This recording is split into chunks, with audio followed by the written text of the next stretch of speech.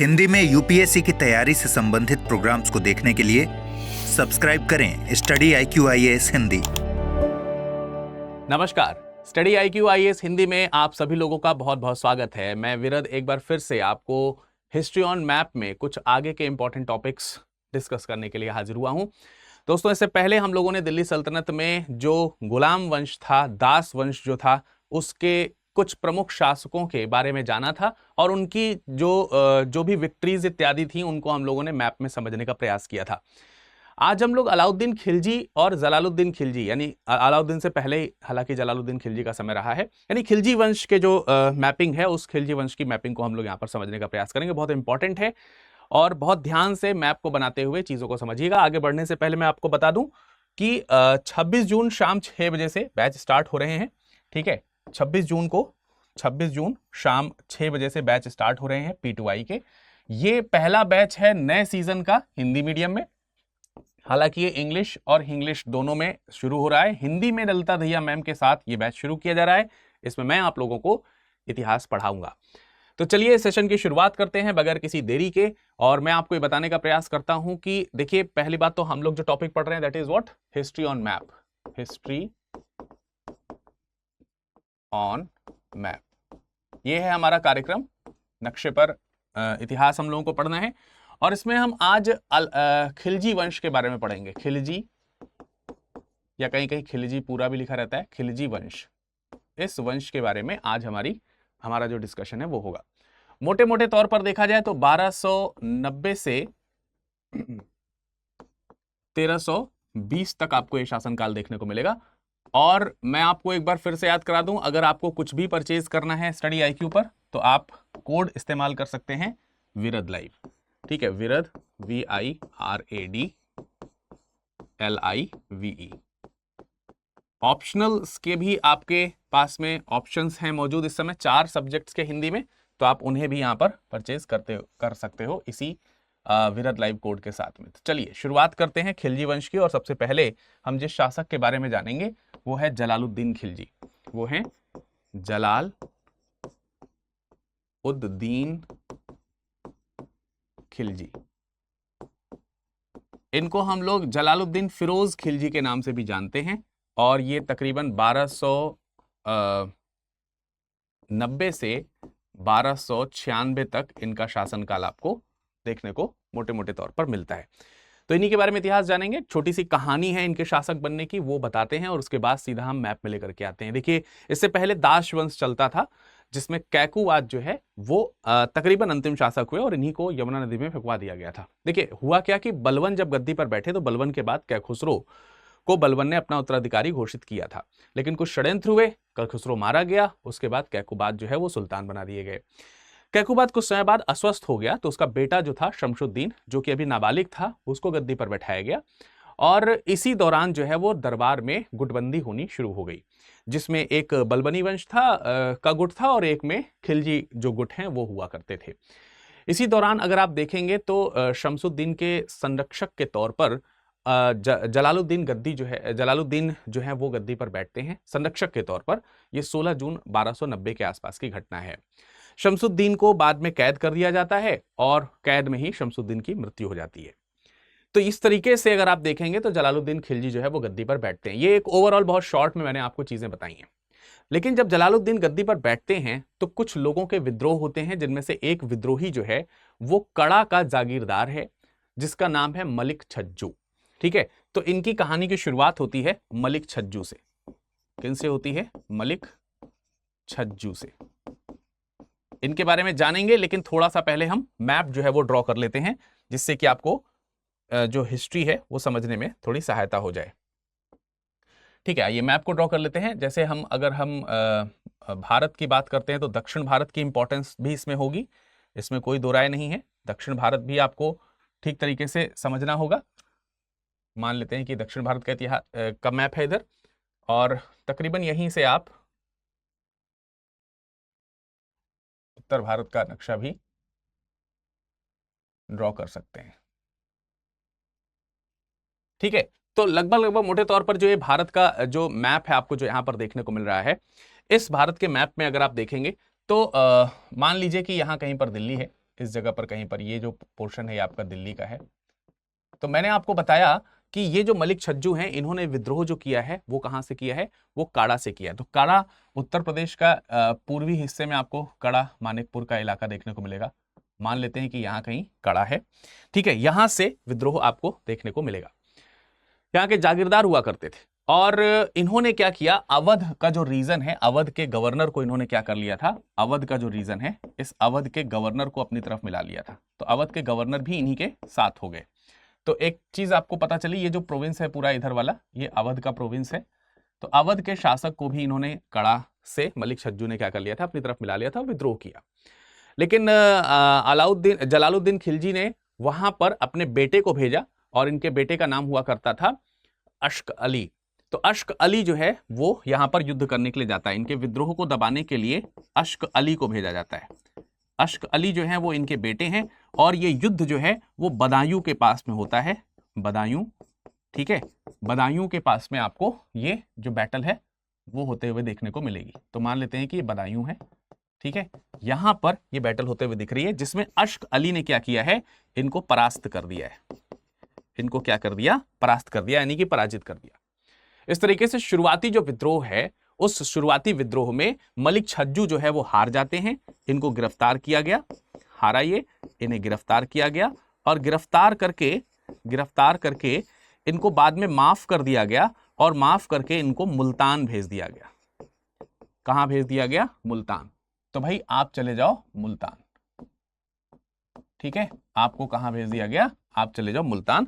तो ये मुल्तान भेज दिए गए। इस तरीके से प्रारंभिक विद्रोह जो है वो दबा दिया गया। अब बारी आती है रणथंभौर के विजय की। अब जो बारी आएगी वो किसकी आएगी, वो रणथंभौर के विजय की आएगी। तो इसमें आप देखोगे, पहले तो ये वाले पोर्शंस जो हैं, ये वाले जो इलाके हैं वो मैं हटा देता हूं, क्योंकि एक मिनट, ये वाले जो पोर्शंस हैं ये मैं हटा देता हूं, क्योंकि यहां पर अब दूसरे जो इनके अभियान है वो मैं आपको दिखाने का प्रयास करूंगा। मैप वही है। रणथंभौर पर इन्होंने चढ़ाई करी है, बड़ी सेना को लेकर के यहां पर गए हैं। वहां पर मान लेते हैं कि यहां कहीं पर रणथंभौर है, सपोज इस जगह पर कहीं पर रणथंभौर है, रणथंभौर, ठीक है। तो रणथंभौर भी ये गए हैं, रणथंभौर पे भी आक्रमण हुआ है। लेकिन चढ़ाई करने के लिए जब ये सेना लेकर के गए तो इन्हें लगा कि यार आक्रमण करेंगे अभी बहुत ज्यादा रक्तपात हो जाएगा, रक्तपात बहुत ज्यादा होगा। इस चीज को का अंदाजा लगा करके उन्होंने अपनी सेना को वापस जाने के लिए बोल दिया कि यार रक्तपात बहुत ज्यादा होगा। इसीलिए आप जब खिलजी वंश पढ़ते हैं तो जलालुद्दीन खिलजी को एक कोमल हृदय राजा के तौर पर पढ़ते हैं, एक लिबरल सुल्तान के तौर पर आप इसको पढ़ रहे होते हैं। तो यहां से सेना जो है बिना लड़े ही वापस आ गई। फिर बात करते हैं भीलसा की। फिर हम बात करेंगे भीलसा की। भीलसा जो है आपको तकरीबन यहां कहीं पर भीलसा जो है वो देखने को मिलेगा। भीलसा पर लड़ाई चढ़ाई होगी। अब ये जो चढ़ाई होगी, यहां पर जो चढ़ाई करी जाएगी, इस चढ़ाई में वो अपने भतीजे को भेजेगा और जो इनका भतीजा है वही इनका दामाद भी है। भतीजा और दामाद जो है इनका, उसका नाम क्या है, अलाउद्दीन खिलजी। अलाउद्दीन खिलजी। तो ये अलाउद्दीन खिलजी है जो यहाँ पर शासक के तौर, मतलब एक गवर्नर के तौर पर अटैक करने के लिए यहाँ पर जाएगा। ये जो बेटा है अलाउद्दीन खिलजी, इसने माफ कीजिएगा, भतीजा जो है अलाउद्दीन खिलजी, इसने भीलसा पर अटैक किया और अटैक करके भीलसा पर क्या कर ली, विजय हासिल कर ली। तो ये इनकी एक और प्रारंभिक विजय हुई जो इनके द्वारा, अलाउद्दीन खिलजी के द्वारा जलालुद्दीन खिलजी के लिए की गई है। तो ये वो एरियाज हैं, लोकेशन है जो मैंने आपको बताई। फिर उसके बाद आप देखेंगे तो तकरीबन 1922 के आसपास मंगोलों का आक्रमण होना शुरू हो जाता है इनके समय में। मंगोलों का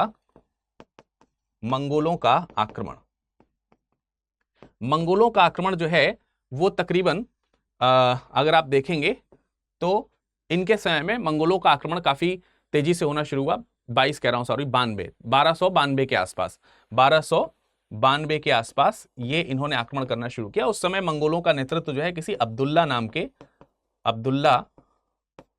नाम के किसी मंगोल ने किया था। तो अब्दुल्ला मंगोल जो है बहुत बड़ी सेना लेकर के आया और इस सेना का मुकाबला किया गया अलाउद्दीन खिलजी की सेना के द्वारा। और अलाउद्दीन खिलजी की सेना के द्वारा जब इसका मुकाबला किया गया तो इसमें जो है मंगोल जो है वो पराजित हुए।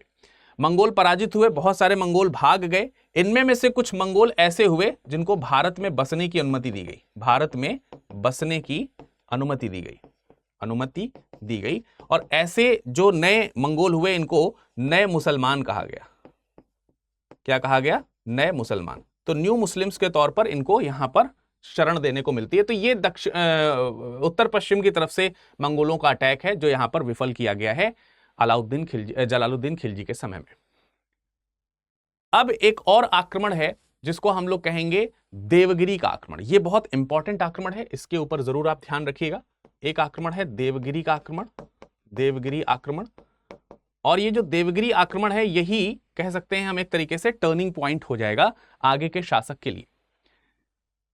भीलसा पे जब अलाउद्दीन खिलजी ने अटैक किया था यहां पर, तो उसे दक्कन के जो संपत्ति है, दक्कन की जो कह सकते हैं रईसियत है, दौलत जो है, उस दौलत के बारे में इसको अंदाजा लगा था। लोगों से पता चला था कि वहां बहुत सारा रुपया पैसा है, और इसीलिए 1296 में इसने जो है इस पे क्या कर दिया? आक्रमण कर दिया। तो देवगिरी पर ये जो अटैक होता है ये कब होता है? 1296 में अटैक होता है। 1296 में जो देवगिरी पे हमला हुआ, इस देवगिरी के हमले से इसने, यहां पर देवगिरी के शासक हुआ करते थे रामचंद्र देव, ये यहां के शासक हुआ करते थे। तो देवगिरी समथिंग आप मान लीजिए कि यहां कहीं पर देवगिरी है, इस जगह पर यहां पर क्या है? देवगिरी है। देवगिरी के शासक हुआ करते थे, मैंने कहा रामचंद्र देव। रामचंद्र देव ने युद्ध किया, युद्ध करने के लिए सेना तैयार करी, लेकिन जब इसने देखा कि दिल्ली से बहुत बड़ी सेना अलाउद्दीन खिलजी जो है वो लेकर के आ रहा है, तो रामचंद्र देव जो है वो वहां पर हार जाते हैं। वहां पर अगर देखेंगे तो उनकी पराजय हो जाती है, और उस सेना के द्वारा, अलाउद्दीन खिलजी की सेना के द्वारा रामचंद्र देव के राज्य में यानी कि देवगिरी में भयंकर तरीके से लूटपाट की जाती है, और खूब ढेर सारा धन संपदा इकट्ठा किया जाता है।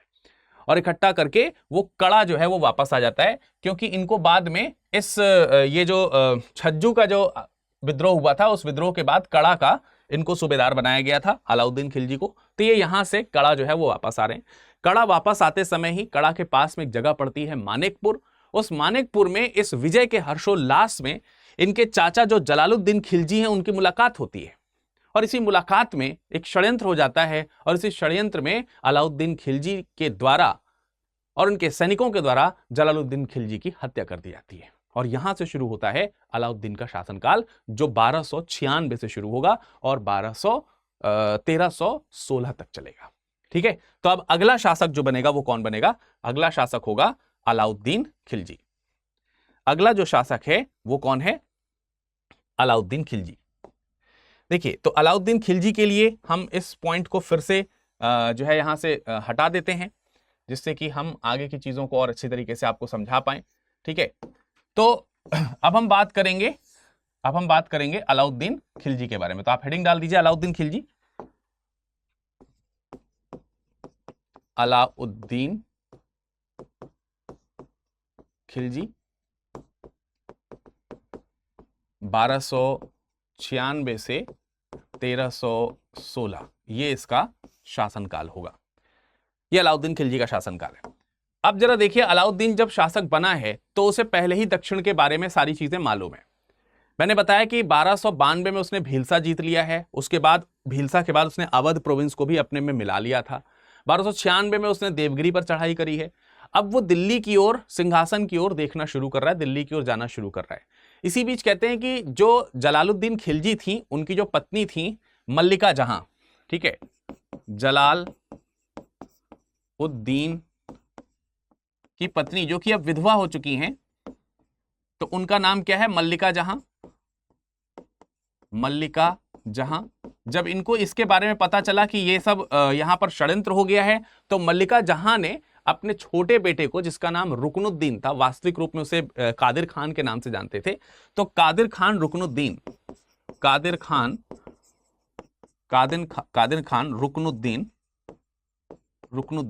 इनको जो है क्या कर दिया? गद्दी पर बैठा दिया।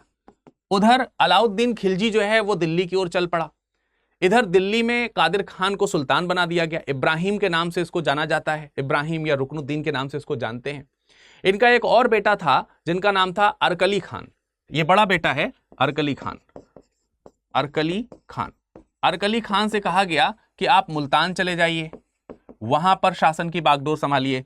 तो दिल्ली और मुल्तान इन दो जगहों पर इन्होंने क्या किया, मल्लिका जहां जो है इन्होंने क्या किया, अपने बेटों को बैठा दिया। लेकिन जब यह बात अलाउद्दीन खिलजी को पता चली तो अपने चाचा का कटा हुआ सर एक भाले पर लटकाते हुए चला आता है दिल्ली, और यह देख करके उसकी मां की हालत खराब हो जाती है। किसकी मां की? कादिर खान की जो मां है उनकी हालत खराब हो जाती है, बहुत बुरी तरीके से ये घबरा जाती हैं। इसी बीच इन्होंने अपने बेटे कादिर खान को मुल्तान की ओर जाने के लिए भेजा। कादिर खान इनको अपने साथ भी लेकर के जाता है कि ठीक है मां तुम भी चलो, हम अकेले नहीं जाएंगे। तो सब लोग इस समय कहां हैं, कहां पहुंच गए? मुल्तान पहुंच गए। यानी अरकली खान, कादिर खान और जो मल्लिका जहां है सब लोग पहुंच गए दिल्ली, और पहुंच गए मुल्तान, और दिल्ली खाली हो गया। यहां पर जो अलाउद्दीन खिलजी है वो शासक बन गया। अलाउद्दीन खिलजी ने उसके बावजूद भी इनका पीछा नहीं छोड़ा, जलालुद्दीन खिलजी का जो परिवार इनका पीछा नहीं छोड़ा। इनमें से ये जो दोनों हैं, इन दोनों को अंधा करवा दिया गया, इन दोनों को अंधा करवा दिया गया, और जो माता थी इनको जो है वो क्या कर दिया गया, कैद कर दिया गया। और इसी के साथ जो है इनकी यहां की कहानी जो है वो समाप्त हो गई। अब देखिए, इनको दिल्ली का शासन मिल गया है, लेकिन अलाउद्दीन खिलजी के समय में जो सबसे बड़ा चैलेंज रहा वो अलाउद्दीन खिलजी को जो है मंगोलों का जो है वो सामना करना पड़ा। मंगोलों का आक्रमण, बार बार आक्रमण हुआ है, और बार बार इनको अपने उत्तर पश्चिम वाला जो इलाका है, ये वाला जो इलाका है, इस वाले इलाके को मजबूत करना पड़ा है। कहते हैं कि 1297 में कादर के नेतृत्व में, 1297 में कादर के नेतृत्व में मंगोल आक्रमण करने आए। जब कादर के नेतृत्व में मंगोल आक्रमण करने आए तो इन्होंने उत्तर पश्चिम से पंजाब का जो इलाका है यहां पर हमला किया, और इस हमले को नष्ट करने के लिए अलाउद्दीन खिलजी की तरफ से उलूग खां और जफर खां इन दोनों लोगों को भेजा गया, और इन दोनों लोगों को विजय प्राप्त हुई। मंगोल पराजित हुए, बहुत सारे मंगोलों को मार डाला गया, और मंगोल आधे यहां से भाग गए। कुछ समय पश्चात 1299 में साल्दी के नेतृत्व में, 1299 में साल्दी के नेतृत्व में फिर से आक्रमण हुआ, और इस आक्रमण को नष्ट करने के लिए या समाप्त करने के लिए जफर खान को भेजा गया। जफर खान ने फिर से बुरी तरीके से इन साल्दी खान के सेनानियों को पराजित किया। फिर से बहुत सारे मंगोल मारे गए, और इसमें जफर खान जो है उनकी बहुत ज्यादा नाम जो है होना शुरू हुआ। इतना नाम होना शुरू हुआ कि खुद अलाउद्दीन खिलजी उसके नाम के इस व्याप्ति से बहुत परेशान हो गया, और उसको जहर देकर के मारने का प्रयास करने लगा, लेकिन फिर उसने अपना मन हटा लिया। उसके बाद 1299 में कुतलुग ख्वाजा नाम का एक व्यक्ति आया। 1299 में ही कुतलुग ख्वाजा नाम का एक व्यक्ति जो है वो फिर से, मतलब ये भी मंगोल है, और इन्होंने भी आक्रमण किया। फिर से आक्रमण हुआ 1299 में, और इस आक्रमण को समाप्त करने के लिए कहते हैं कि एक तकरीबन 2 लाख की सेना लेकर के कुतलुग ख्वाजा इस बार आया था, क्योंकि बार बार पराजय देखनी पड़ रही थी। तब जाकर के उलूग खान, इस बार जो है उलूग खान के साथ साथ जफर खान, और जफर खान के साथ साथ अलाउद्दीन खुद जो है यहां पर गद्दी पे जो बैठा हुआ था वो खुद आक्रमण करने के लिए पहुंचा, और बुरी तरीके से इनकी सेना को पराजित किया। हालांकि इसमें जफर खान की मृत्यु भी हो जाती है, लेकिन ये विजय यहां पर हो जाती है, भयंकर तरीके की विजय होती है। इसके बाद तरकी बेग आते हैं 1303 में अली बेग आते हैं आक्रमण करने के लिए। 1303 में अली बेग और तरकी बेग दोनों लोग एक साथ आक्रमण करने आते हैं। तो मलिक काफूर जो है वो और गाजी मलिक जो है वो आक्रमण करने के लिए जाते हैं और उन्हें पराजित करते हैं। 1306 में फिर से मंगोलों ने आक्रमण किया, और कुतुब और इकबालमंद नाम के मंगोल जो है वो आक्रमण करने के लिए आए। गाजी मलिक फिर उनसे लड़ने के लिए गया, और गाजी मलिक ने बुरी तरीके से कुतुब और इकबालमंद को हरा दिया। इस तरीके से लगातार आप देखेंगे तो 1297 से लेकर के 1306 तक लगातार मंगोलों के उत्तर पश्चिम से हमले होते रहे, और इन हमलों को इन्होंने परास्त करना जारी रखा। तो ये इनकी प्रारंभिक कुछ सफलताएं हैं जो आपको अलाउद्दीन खिलजी के तौर पर अलाउद्दीन खिलजी के लिए देखने को मिलती हैं। अब अगर हम अलाउद्दीन खिलजी के बारे में और समझने का प्रयास करें तो अलाउद्दीन खिलजी ने अपने राज्य का विस्तार करना शुरू किया है। ठीक है, अपने राज्य का क्या करना शुरू किया है, विस्तार करना शुरू किया है। और विस्तार करने में पहले जो है वो क्या करेगा, पहले जो है वो उत्तर भारत की विजय करेगा। तो मतलब उसने उत्तर भारत की विजय करी और फिर उसने दक्षिण भारत की ओर अपना रुख किया। तो हम पहले आपको यहां पर उत्तर भारत की विजय के बारे में ही बताएंगे, अलाउद्दीन खिलजी की उत्तर भारत की विजय। उत्तर भारत की विजय पहले जो हमारी चर्चा होगी आपसे वो इसी पॉइंट पर होगी, उत्तर भारत की विजय को लेकर के। नॉर्दर्न इंडिया में किस तरीके से उसने विजय करी है उसके ऊपर थोड़ी सी चढ़ाई बात करते हैं, इसकी चढ़ाई जो हुई है उस पर। कहते हैं 1297 से 1305 के बीच में उत्तर भारत को भी उसने जीता है, जिस समय मंगोलों के भी आक्रमण लगातार हो रहे हैं। इसमें सबसे पहले 1297 में गुजरात विजय है।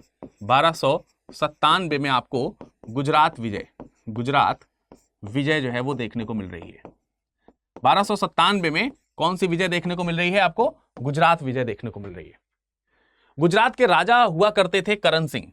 यहां पर राजा थे जिनका नाम था करण सिंह। करण सिंह को जब पता चला कि एक बड़ी सेना लेकर के दिल्ली से सेना जो है वो चली है, तो वो भयभीत होकर के अपनी जो पुत्री है देवल देवी उसको लेकर के देवगिरी चला गया। तो राजा करण अपनी पुत्री के साथ,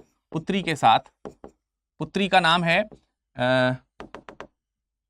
देवल देवी, इनके साथ में ये देवगिरी आ गए। कहां आ गए, देवगिरी कहां है आपको मालूम है, ये जगह है। और मैं बात किसकी कर रहा हूं, गुजरात की। बात किसकी कर रहा हूं, गुजरात की। तो गुजरात का शासक गुजरात से कहां आ गया, देवगिरी आ गया। लेकिन ये दोनों तो बच गए, लेकिन राजा करण सिंह की पत्नी हुआ करती थी, राजा करण सिंह की वाइफ हुआ करती थी, जिनका नाम था कमला देवी। जिनका नाम क्या था, कमला देवी।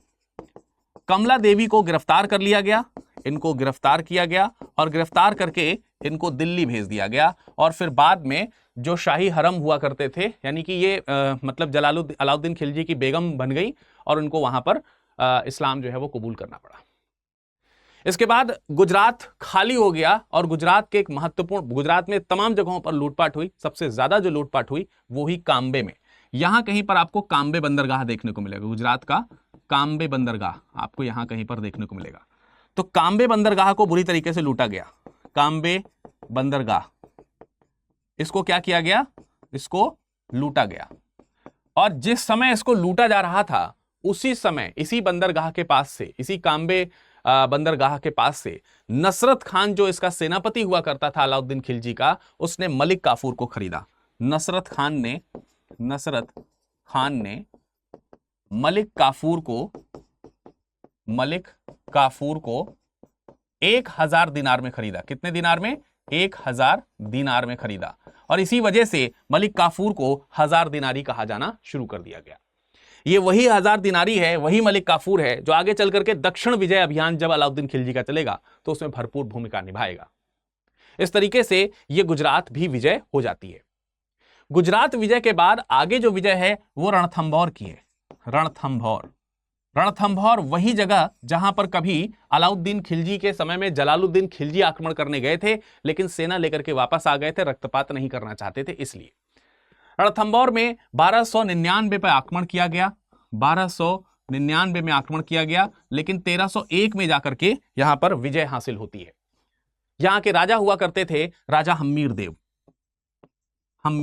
देव यहां के राजा हुआ करते थे। इन्होंने वीरतापूर्वक लड़ाई लड़ी और इस लड़ाई में लड़ने के लिए सुल्तान की तरफ से नुसरत खान और उलूग खान दोनों गए थे। इसमें नुसरत खान जो है वो मारा गया। हम्मीर देव ने क्या किया, नुसरत खान या नुसरत खान भी इसको कहते हैं, नुसरत खान जो है इसमें मारा गया। और जब ये खबर सुल्तान अलाउद्दीन खिलजी को पता चली तो अलाउद्दीन खिलजी खुद यहां पर आया। अलाउद्दीन खिलजी जो है वो फिर यहां पर खुद से आया और इसने खुद यहां पर युद्ध करना जारी रखा। तकरीबन 11 महीने तक भयानक युद्ध चला। उसके बाद यहां अलाउद्दीन खिलजी को हम्मीर देव का एक व्यक्ति ऐसा मिल गया जो हम्मीर देव के खिलाफ षड्यंत्र करने में अलाउद्दीन खिलजी का सहायता कर देता है। रणमल नाम का एक व्यक्ति है जिसने विश्वासघात किया और उसी विश्वासघाती के कारण 1301 में ये जो रणथंभौर है इसकी विजय कर ली गई। उसके बाद रणथंभौर की विजय होने के पश्चात हम्मीर देव को जो है मार डाला गया। और जो रणमल हुआ करता था, रणमल जिसने सहायता करी थी अलाउद्दीन खिलजी की, इसको भी मार डाला, क्योंकि अलाउद्दीन खिलजी ने कहा कि जो अपने राजा का नहीं हो सका वो हमारा क्या होगा। तो अब जो है यहां से आप देख सकते हैं कि भाई रणथंभौर इत्यादि जीत लिया गया है। कुछ पॉइंट्स जो हैं वो अब आपको यहां पर और देखने पड़ेंगे, कुछ और इंपॉर्टेंट जो पॉइंट हैं वो भी मैं आपको यहां पर दिखा देता हूं। उत्तर भारत की विजय में वो भी बहुत महत्वपूर्ण भूमिका रखते हैं। जरा देखिए, इन सबको मैं हटा दूं एक बार, ठीक है, क्योंकि ये तो विजय हो गई है। इस विजय के बाद आप आगे देखेंगे चित्तौड़ की विजय होती है। महत्वपूर्ण तरीके से आपको कौन सी विजय देखने को मिलेगी? चित्तौड़ की विजय देखने को मिलेगी। गुजरात और जो प्रमुख विजय के तौर पर रणथंभौर की जो विजय, उसके बाद देखिए 1303 में मेवाड़ पर आक्रमण किया गया। 1303 में मेवाड़ पर हमला किया गया। मेवाड़ पर हमला किया गया। इसकी राजधानी उस समय चित्तौड़ हुआ करती थी, चित्तौड़ हुआ करती थी। और यहां के राजा हुआ करते थे, राणा रत्न सिंह, और इनकी पत्नी थी महारानी पद्मावती, रानी पद्मावती, ये इनकी रानी थी। कहते हैं कि मेवाड़ के राजा रतन सिंह से मिलने के लिए अलाउद्दीन खिलजी अपनी बड़ी सेना लेकर के गया, और उसने छल करते हुए धोखे से महाराजा रतन सिंह को इसने क्या कर लिया? कैद कर लिया। धोखे से कैद किया। और उसके बाद उसने महारानी पद्मावती को संदेश भिजवाया कि यदि अगर आप अपने राजा को जीवित देखना चाहती हैं, मुक्त कराना चाहती हैं, तो आपको हमारे संरक्षण में आना पड़ेगा। महारानी पद्मावती अपने 700 सिपाहियों को, 700 जो सिपाही हैं उनको लेकर के जाती हैं अपनी सहेलियों के भेष में, और अपने राणा रत्न सिंह को वो क्या करा लेती हैं? रत्न सिंह को वो मुक्त करा लेती हैं। इसी बात से तिलमिलाए जलालुद्दीन खिलजी ने चित्तौड़ के ऊपर धावा बोल दिया। और इस युद्ध में आपको मालूम है, देखिए इधर कहीं आपको ये चित्तौड़ का इलाका देखने को मिलेगा, इधर कहीं आपको चित्तौड़ का इलाका देखने को मिलेगा। तो चित्तौड़ के ऊपर आक्रमण किया। आप लोगों ने गोरा बादल का नाम सुना होगा, गोरा बादल इनका नाम सुना होगा। गोरा बादल इसमें वीरता पूर्वक युद्ध करते हैं, युद्ध करते हुए वीर गति को प्राप्त करते हैं। गोरा बादल के समाप्त हो जाने के बाद, उनके शहीद हो जाने के बाद, जब ये जो सेना है, दिल्ली की जो सेना है, जब ये शाही सेना चित्तौड़ की तरफ, रानी के महल की तरफ आगे बढ़ी, रानी को जब एक खबर लगी तो अपनी तमाम सारी सहेलियों के साथ उन्होंने जौहर कर लिया, लेकिन आंच तक ना आने दी अपनी अस्मिता पर। इस तरीके से अगर आप देखेंगे तो मेवाड़ पर, चित्तौड़ पर इनका अधिकार हो जाता है।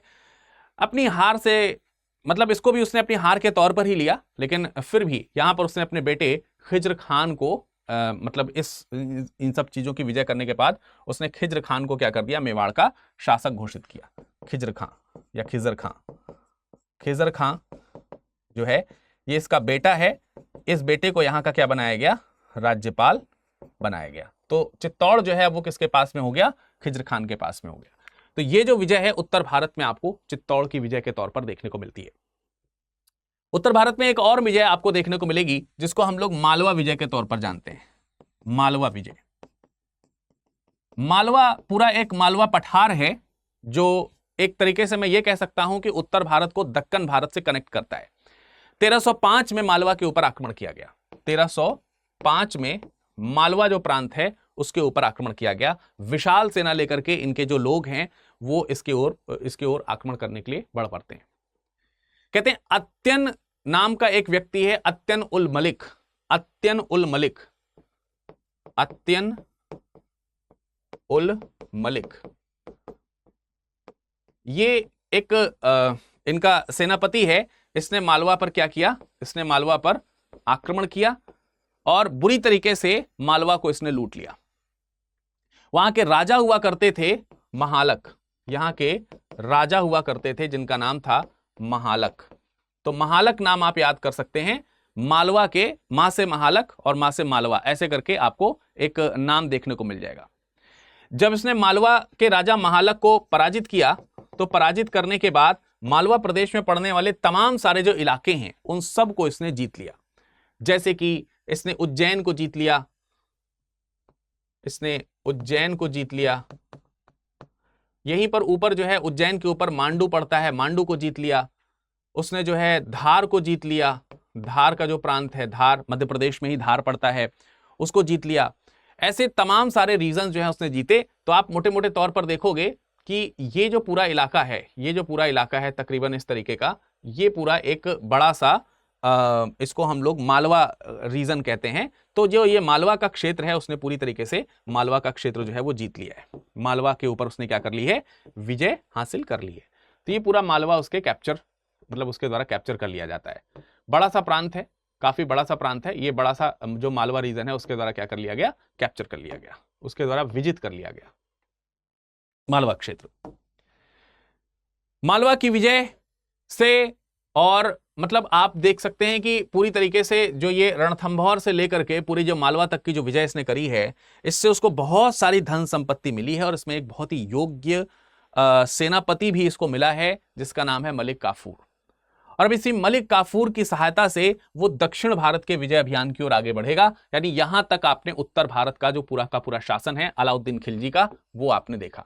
अलाउद्दीन खिलजी जो उत्तर भारत की विजय कर रहे थे अभी तक। अब हम इनके लिए दक्षिण भारत की विजय के कुछ हिस्से जो है वो दिखाते हैं जो आपके काम आएंगे आगे, ठीक है।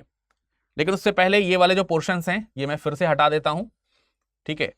और इनको हटाने के बाद मैं आपको उत्तर भारत की विजय की ओर ले चलता हूं, माफ कीजिएगा, दक्षिण भारत की विजय की ओर ले चलता हूं। दक्षिण भारत और विजय, तो आप यहां पर हेडिंग डाल सकते हैं दक्षिण भारत की विजय, ठीक है। यहां पर आप हेडिंग डाल सकते हैं दक्षिण भारत की विजय, दक्षिण भारत का विजय अभियान, विजय अभियान। और ये अलाउद्दीन खिलजी का विजय अभियान है, ठीक है। इसकी भी कोई खास आवश्यकता हमें है नहीं, तो हम इनको भी हटा देते हैं यहां से। और अब हम यहां पर दक्षिण भारत की विजय अभियान के लिए आगे की ओर बढ़ते हैं। अब इसमें सबसे पहले जो हमको देखने को मिलेगा वो देवगिरी मिलेगा। देवगिरी, देवगिरी 1306 से 1307 तक आपको देवगिरी पर विजय देखने को मिलेगी। लेकिन आप याद करें कि मैंने आपको यहां पर बताया था कि जब गुजरात पर आक्रमण हुआ तो गुजरात के एक राजा थे करण सिंह। करण सिंह की पुत्री थी देवल देवी, जिनको लेकर के करण सिंह कहां आ गए थे, करण सिंह आ गए थे देवगिरी। अब उसी देवगिरी की यहां पर बात हो रही है। हालांकि देवगिरी के राजा जो हैं, देवगिरी के जो राजा हैं, ठीक है, देखिए देवगिरी पर पहले भी अटैक मैंने आपको यहां पर दिखाया था, यहां कहीं पर देवगिरी पर आपको पहले भी अटैक दिखाया था। रामचंद्र देव की बात मैंने आपको यहां पर बताई थी। तो वही राजा यहां पर रामचंद्र देव हैं, वही राजा यहां पर रामचंद्र हैं, रामचंद्र यहां के शासक हैं।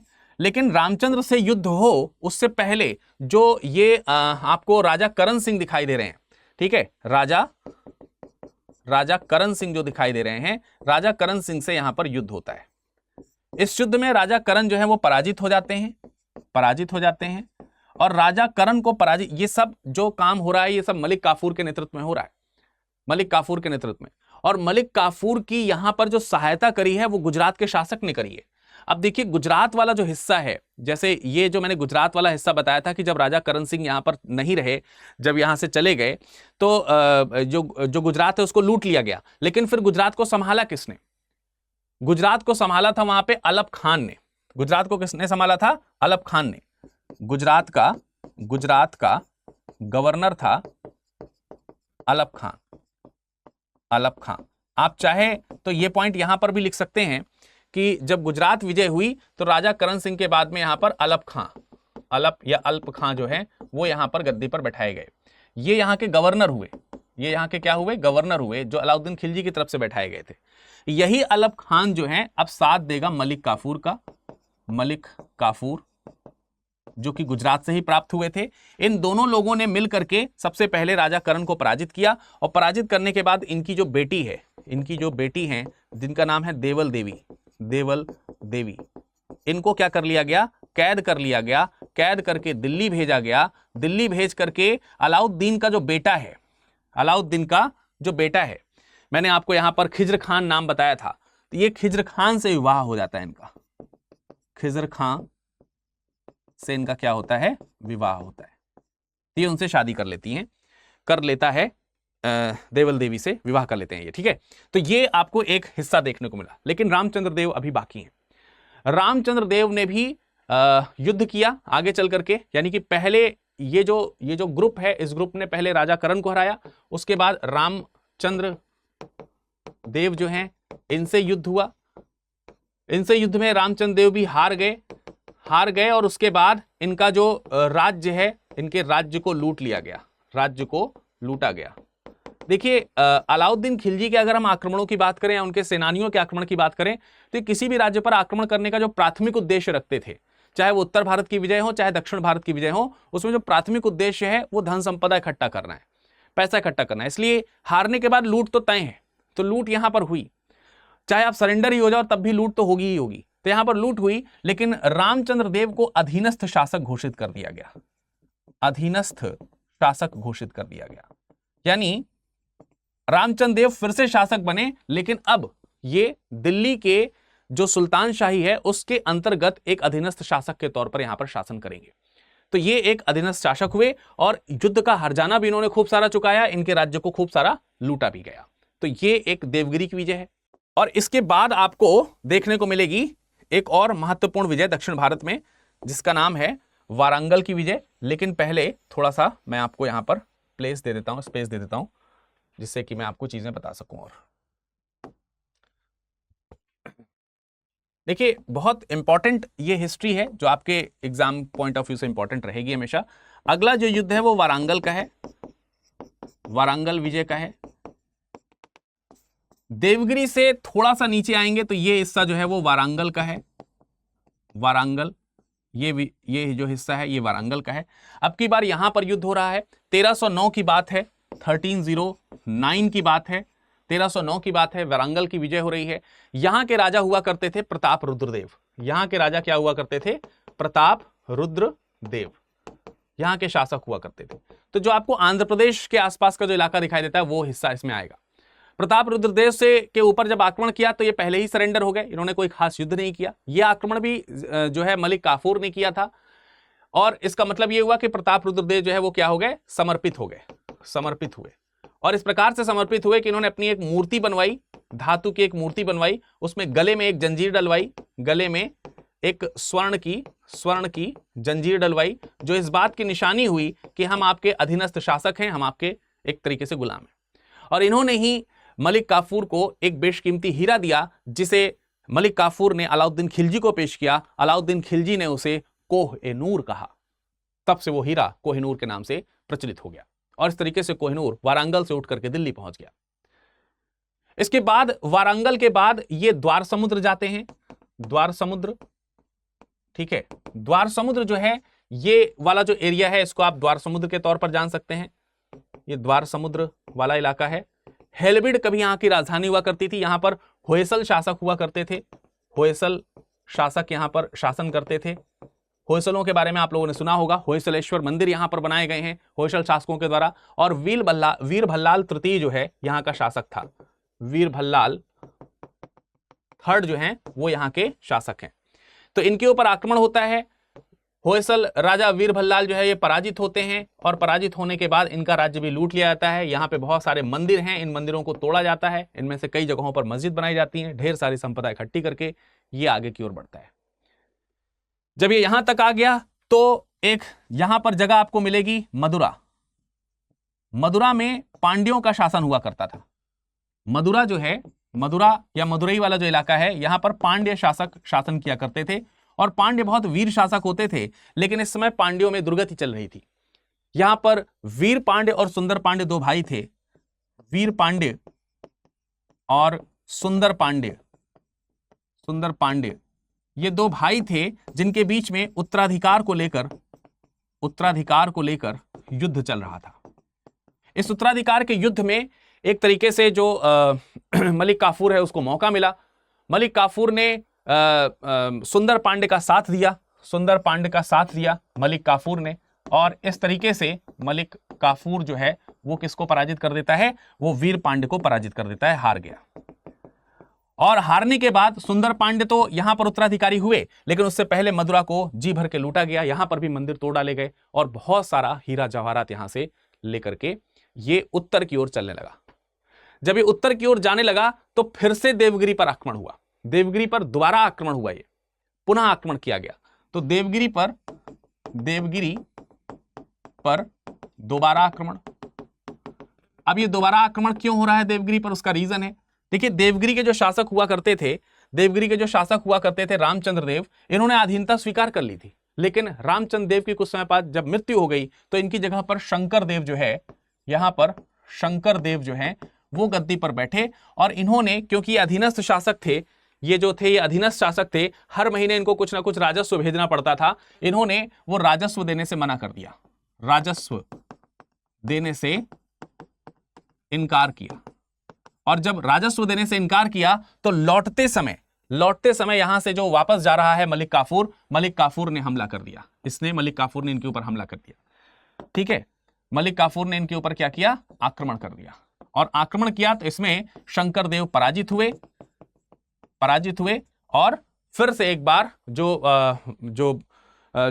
देवगिरी का इलाका है वो पराधीन कर लिया गया, उसको जो है अपने दिल्ली के शासन मिला दिया गया, शंकर देव जो है वो मारे गए। ठीक है, तो इस तरीके से आप देखेंगे ये अलाउद्दीन खिलजी का दक्षिण विजय अभियान रहा। और इस दक्षिण विजय अभियान के बाद आप मोटे मोटे तौर पर अगर आप देखोगे तो ये जो पूरा इलाका है, अगर आप देखोगे तो ये जो पूरा इलाका है, आप यहां से ये जो हिस्सा है, ये पूरा का पूरा हिस्सा अलाउद्दीन खिलजी के शासनकाल में आ जाता है। ये पूरा का पूरा हिस्सा जो है वो अलाउद्दीन खिलजी के शासनकाल में आता हुआ आपको दिखाई देगा, ये पूरा हिस्सा। ठीक है, तो ये है अलाउद्दीन खिलजी का शासन का एरिया जो आप यहां पर देख रहे हैं, जो इसने यहां पर कैप्चर किया हुआ है। ठीक है, और एक बड़ा सा राजवंश है जो दिल्ली सल्तनत के तौर पर अलाउद्दीन खिलजी के समय में यहां पर प्रोपगेट होता हुआ आपको आगे बढ़ता हुआ दिखाई देता है। तो आई होप कि मैप पर आपको ये जो अलाउद्दीन खिलजी का पूरा मैप है ये आपको समझ में आया होगा। जाने से पहले मैं आप सभी लोगों को जरूर बता देना चाहता हूं कि 26 जून से, ठीक है, 26 जून से, ये बहुत इंपॉर्टेंट चीज है जो मैं आपको यहां पर बता रहा हूं। ठीक है, 26 जून 2024 से शाम 6 बजे आप लोगों का न्यू सीजन का बैच शुरू होने वाला है। बैच 1 है, इसमें हिंदी में शुरुआत हो रही है, पॉलिटी विषय के साथ ललिता दहिया मैम है यहाँ पर, और इतिहास जो है वो मैं आपको पढ़ा रहा हूँगा। इसमें आप जरूर जुड़िएगा, आप सभी लोगों का इंतजार रहेगा। बैच में एडमिशन लेने के लिए विरत लाइव कोड का इस्तेमाल करना है और ये बैच आपको 29,999 प्राप्त हो जाएगा। इसमें आपको 18 किताबों का सेट भी दिया जाएगा, 18 किताबों का सेट ये आपको दिया जाएगा। CSET की क्लासेस दी जाएंगी। SIP success in prelims crash course है जो आपको यहां पर दिया जाएगा फ्री ऑफ कॉस्ट। इसके अलावा मेंस रेजिडेंशियल प्रोग्राम है, यानी कि आप जब ये इसकी सहायता से आप प्रीलिम्स क्वालिफाई कर लेंगे तो निःशुल्क आवासीय सुविधा वो भी निःशुल्क है। इसके लिए आपको कुछ भी अलग से अमाउंट नहीं देना है। सारे नोट्स आपको यहां पर दिए जाएंगे, क्रक्स आपको दिए जाएंगे, सारी चीजें आपको यहां पर अवेल कराई जाएंगी जस्ट इन 30,000 रुपीज। 30,000 रुपए में सब कुछ आपको यहां पर मिल जाएगा। बस इसमें जो शामिल नहीं है, जो चीज इसमें शामिल नहीं है वो क्या है, जो चीज इसमें शामिल नहीं है वो एक चीज है, वो है आपका जो ये ऑप्शनल बैच इसमें शामिल नहीं है। ऑप्शनल आपको अलग से परचेज करने होंगे। ऑप्शनल जो है वो आपको अलग से परचेज करना होगा। ऑप्शनल का जो बैच है आपको अलग से परचेज करना होगा। हिंदी में आपको इतिहास, भूगोल, हिंदी साहित्य और राजनीति विज्ञान और अंतर्राष्ट्रीय विषय के जो है ऑप्शनल मौजूद हैं, जिनमें से ये सभी बैचेस जो हैं वो 30 जून से दोपहर 1 बजे से शुरू हो रहे हैं। 30 जून दोपहर 1 बजे से, 1 बजे से। तो जिनमें भी आप एडमिशन लेना चाहते हैं जरूर लीजिए। विरत लाइव कोड का इस्तेमाल करके 15,999 में मात्र आप इससे भी जुड़ सकते हैं। चलिए अब अंत में मैं एक चीज और आपको बता दूं कि अगर आप ऑफलाइन बैचेस से जुड़ना चाहते हैं, ऑफलाइन बैच से अगर आप जुड़ना चाहते हैं तो ऑफलाइन बैच आपको प्रयागराज में मिल जाएंगे। वहां पर भी आप विरत लाइव कोड का इस्तेमाल करके 74,999 में ऑफलाइन बैच से भी जुड़ सकते हो। ठीक है, चलिए अंत में जाते जाते इस लेक्चर की PDF आपको कहां मिलेगी, virat.dube इस टेलीग्राम से जुड़ करके। आप हमारे इंस्टाग्राम से जुड़ना मत भूलिए, उसमें भी आपको ये virat.dube नाम से ही सर्च करना है जस्ट, और कुछ नहीं करना है। मेरा ईमेल आईडी है virat.dube@studyiq.com। आई होप कि आपको ये आज का लेक्चर पसंद आया होगा। कमेंट सेक्शन में कमेंट करके बताइएगा कि आपकी तैयारी हिस्ट्री ऑन मैप के माध्यम से कैसी चल रही है। आप सब लोग अपने विचार जरूर प्रकट कीजिएगा। धन्यवाद। हिंदी में यूपीएससी की तैयारी से संबंधित प्रोग्राम्स को देखने के लिए सब्सक्राइब करें स्टडी IQ IAS हिंदी।